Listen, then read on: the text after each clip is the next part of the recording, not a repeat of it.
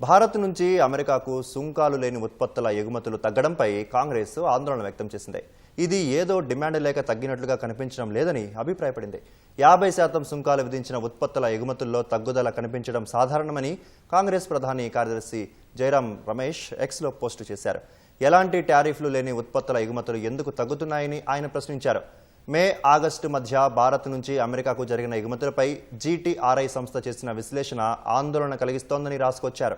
మేలో $3.37 బిలియన్ విలువైన టారిఫ్ రహిత ఉత్పత్తులు భారత్ నుంచి అమెరికాకు ఎగుమతి కాగా, ఆగస్టులో మాత్రం $1.96 బిలియన్ తగ్గాయని జైరాం రమేష్ తెలిపారు. అందులో స్మార్ట్ ఫోన్, ఫార్మా ఉత్పత్తులు ఉన్నాయని వివరించారు. ఇదేదో డిమాండ్ లేక తగ్గినట్లుగా కనిపించడం లేదని జైరాం రమేష్ అభిప్రాయపడ్డారు. మేలో భారత్ నుంచి అమెరికాకు $2.29 బిలియన్ విలువైన స్మార్ట్ ఫోన్ ఉత్పత్తులు ఎగుమతి కాగా, ఆగస్టులో మాత్రం $964.8 మిలియన్ పడిపోయాయని జీటీఆర్ఐ తన నివేదికలో పేర్కొంది. టారిఫ్లు లేని ఉత్పత్తుల ఎగుమతులు పడిపోవడం ఆందోళనకరమని జీటీఆర్ఐ వెల్లడించింది.